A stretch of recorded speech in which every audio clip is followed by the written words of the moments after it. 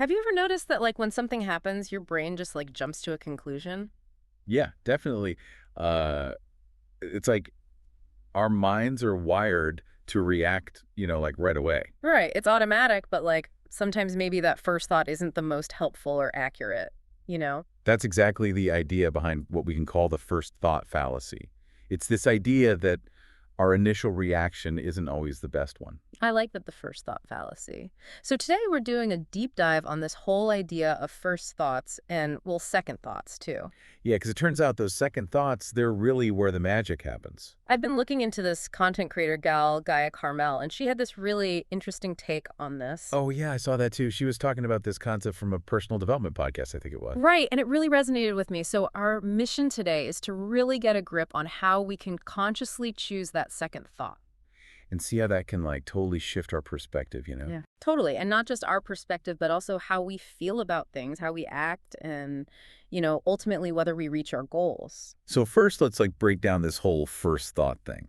When something happens, our brain just automatically interprets it, right? It's like our brain is on autopilot. Exactly. And that autopilot, it's based on our past experiences, our biases, all that stuff. So basically, it's not always giving us, like, the objective truth. Not necessarily. Yeah.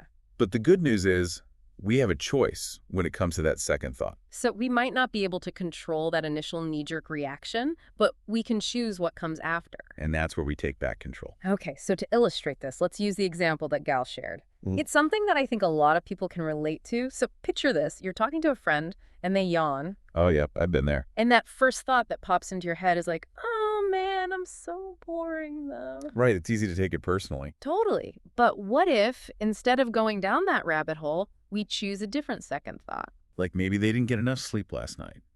Or maybe the room's a little stuffy and they need more oxygen. See how that changes things. Yeah, instead of making it about you, it's just like a neutral observation. And I think that's so powerful because it can totally change how you feel in that moment and how you interact with your friend. If you think you're boring them, you might clam up and actually become less engaging. Yeah, it becomes a self-fulfilling prophecy. Exactly. And this doesn't just apply to small interactions either. This can impact our bigger goals too. Because if we constantly have these negative automatic thoughts about ourselves or abilities, we might not even try. We might get stuck in these self-limiting beliefs. So what if we intentionally chose a more helpful second thought? A thought that's more positive, or at least more neutral. One that empowers us instead of holding us back. That's how we can start to break free from those negative patterns. So I think the big takeaway here is that even though those first thoughts feel so automatic, we actually have a choice. We have the power to choose that second thought. And in doing so, we can shape our entire experience. Gal even asked her audience to think about situations where their first thought isn't serving them and to try consciously introducing a different second thought. I think that's a great exercise for all of us. So I want to leave you with this thought. What if you started actively practicing this second thought process? Like really making an effort to pause after that initial reaction and then consciously choosing something different.